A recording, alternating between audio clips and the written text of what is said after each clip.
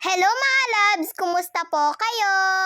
Nag-adobo po pala si mama ng mani. Matagal niya na po pala itong binili pero ngayon niya lang po niluto. Kung hindi pa po siguro kami nanood ni mama ng movie ay hindi pa po siguro niya ito naluto. Habang nanonood po kasi kami ng movie ay naghahanap po kaming dalawa ni kuya ng makakain habang po nanonood. Kaya bigla pong naalala ni mama ito pong mani. Kaya po ay inadobo niya na po ito kaagad. Medyo mainit-init pa nga po ito mga loves dahil po bagong luto. Napapasok pa nga po kaming dalawa ni kuya. Kaya ang sabi po ni mama ay palamigin daw po muna namin ito bago po kainin. Excited yarn? Pinakuluan na rin po pala ni mama yung shell. Eto nga po pala dapat yung uulamin po namin kagabi. Kaya ngayon nga lang po ito napakuluan ni mama. Pero tatanggalan na po namin ito ng shell mga loves. Dahil hindi na po ito fresh para po sa bawan pa.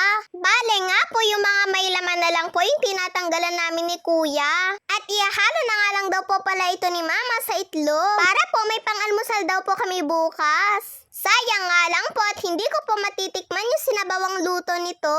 Dalawa po pala kami ni kuya ang nagtatanggal ng laman neto mga loves. At madami-dami nga po pala ito. Nakakatawa nga po pala mga loves dahil napakadami po nitong shell pero kokonti lang po yung laman. I-flex ko nga lang po pala ito pong napakasarap na adobong kangkong ni mama na niluto niya po nung isang gabi. Gustong gusto ko nga po pala yung pagkaluto po nito. Karne po pala ng manok at saka po tinapang nilagay niya pong sahog dito. Ganito nga po yung sinabi ko po kay mama na gusto ko pong luto sa kangkong. At napakabango nga din po pala ng amoy nito mga loves. At sa totoo lang ay panay tikim nga po ako habang nagluluto si mama nito. Tignan niyo naman po yung itsura mga loves. Nakakatakam nga po, di po ba? Kung alam niyo lang po mga loves ay naparami po ako ng kain ng adobong kangkong ni mama. Sa susunod ay magluluto din po ako ng ganito mga loves. At habang nagtatanggal nga po kami ni kuya ng laman ng shell, eto nga po pala at nagluluto na po si mama. Medyo natagalan po kasi kami ni kuya sa pagtanggal ng laman ng shell. Kaya ang sabi po ni mama siya na lang daw pong magluluto.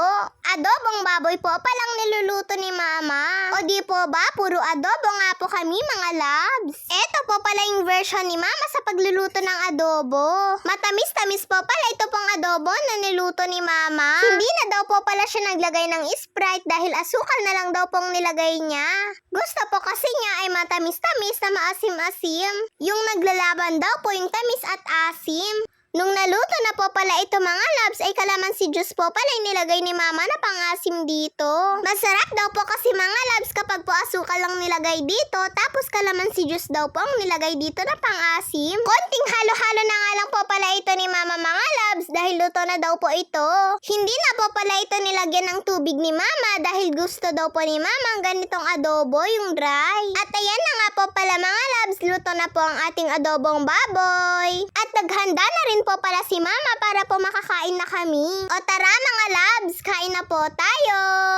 Matamis-tamis po pala ito pong adobo ni mama. At tamang-tama nga lang po yung asim nito. Lasang-lasa mo nga po na kalamansi po talagang nilagay po ditong pang-asim. O mga loves, kain na rin po kayo ah. Yun lang po mga loves, maraming salamat po sa panonood nyo. Mag-iingat po kayo palagi. God bless to all. Bye-bye po.